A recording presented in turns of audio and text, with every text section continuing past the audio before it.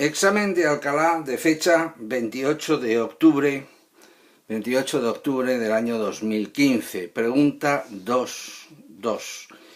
En esta pregunta me dan, no se ve aquí con claridad, pero los he recompuesto por este dibujo, una serie de derivados halogenados y me piden que analicemos el comportamiento de estos compuestos frente a la competencia sustitución-eliminación.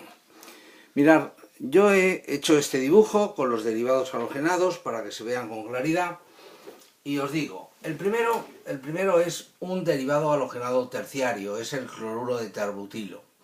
El cloruro de terbutilo con un nucleófilo, si ponéis un nucleófilo poco básico, la tendencia es desarrollar la sustitución, mientras que si vais incrementando la basicidad empieza a darse la eliminación. Os recuerdo que nucleofilia y basicidad son conceptos que se superponen. Por ejemplo, el ion yoduro es un nucleófilo muy poderoso, pero es una base débil, porque proviene del ácido iodídrico, es un ácido potente, por tanto su base conjugada es débil. El cianuro es un nucleófilo potente, pero, ojito, esto viene del ácido cianhídrico, que es un ácido menos poderoso que el ácido iodídrico, por tanto, aquí nos encontraríamos que daría una competencia de eliminación.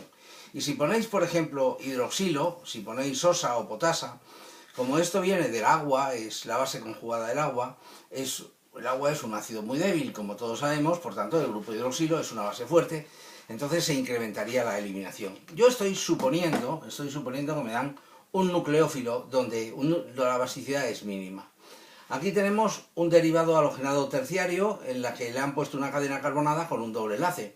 Entonces aquí aumentan las expectativas de dar las reacciones que forman carbocationes por la posibilidad de desarrollar una resonancia con el doble enlace. En el primer caso formábamos un carbocatión primario. Aquí se hubiera desarrollado un carbocatión terciario, mientras que aquí el carbocatión, además de ser terciario, sería resonante con el doble enlace.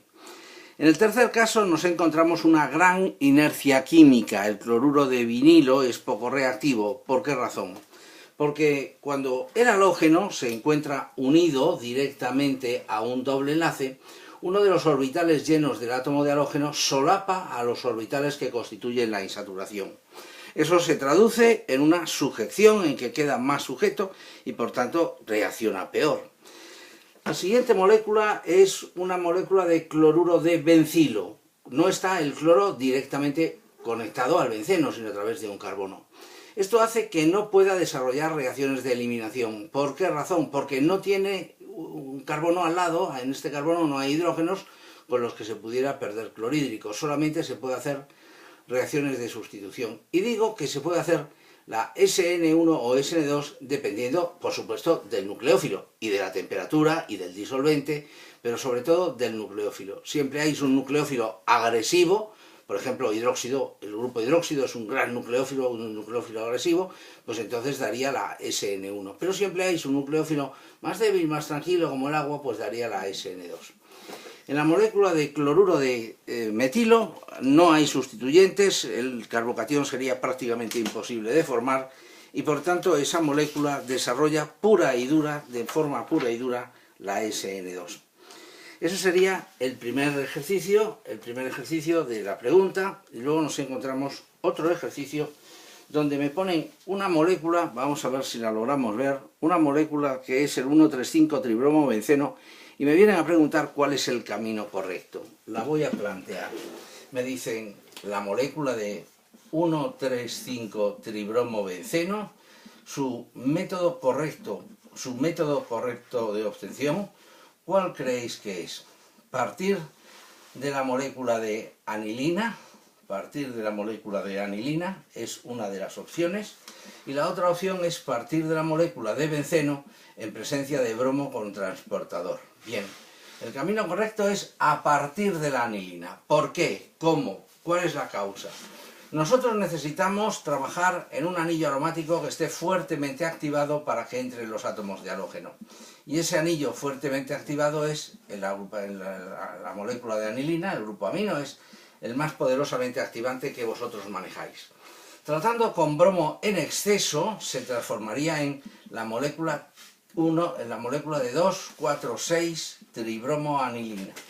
Pero ahora el grupo amino, que ha sido el que os ha producido la orientación, y la reactivación del anillo para permitir que entrasen tres átomos de bromo, ahora tenemos que deshacernos de él.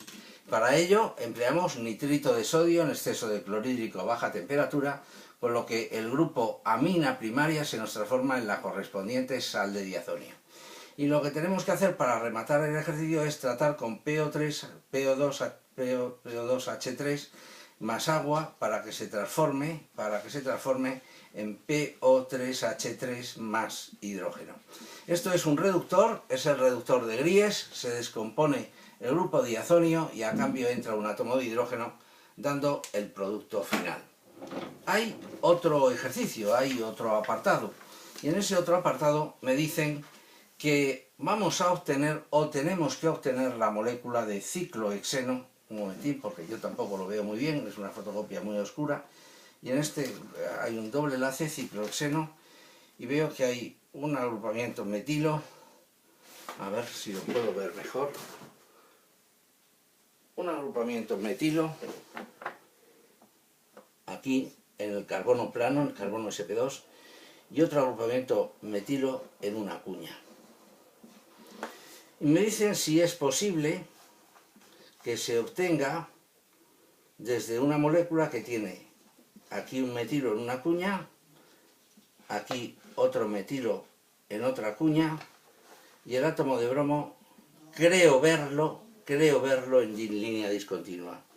La otra opción, creo verlo, lo tengo que confirmar, no, está en una cuña. Los tres están en cuñas. La otra opción es la molécula de ciclohexilo, tiene el metilo en una cuña, el otro metilo en otra cuña y el bromo en línea discontinua. ¿Cuál de las dos opciones es la correcta para formar este derivado halogenado? Miren ustedes, la correcta es esta de aquí. ¿Por qué razón? Porque al estar el bromo y el metilo al mismo lado del ciclo, o el bromo y el metilo, me da igual el del otro lado, al estar en cis, el hidrógeno que yo necesito para hacer la reacción se encuentra por detrás del ciclo, se encuentra transcoplanar con respecto al bromo. Les recordaría que el requerimiento clave para que una E2 tenga lugar en la química de derivados halogenados, para que se pueda hacer una E2, es absolutamente necesario que exista transcoplanaridad. Si aquí el bromo se encuentra por detrás y el metilo por delante, los hidrógenos también están por detrás, es decir, se encontrarían en cis con respecto al átomo de bromo. Esta molécula no podría desarrollar la reacción transcoplanar. Y creo que todavía hay otro ejercicio de esta pregunta, no me haga mucho caso porque no se ve la numeración, pero bueno, por dejarlo hecho, donde me preguntan y piden que una molécula de ciclopentanol, a ver que lo vea, que lo pueda, si lo logro ver, una molécula de ciclopentanol se transforme en una molécula de bromuro de ciclopentilo. A ver, creo que lo tengo hecho aquí. No. Bueno, yo creo que es así, creo, que tiene...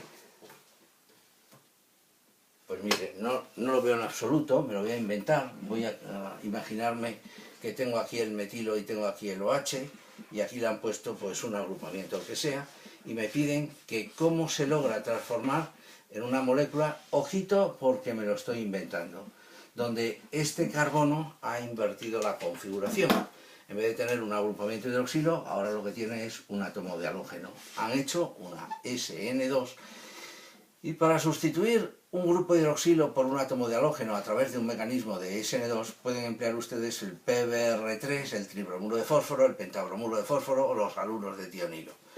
Bien, por tanto, sustitución por 1H, de 1H por acción del tribromuro de fósforo.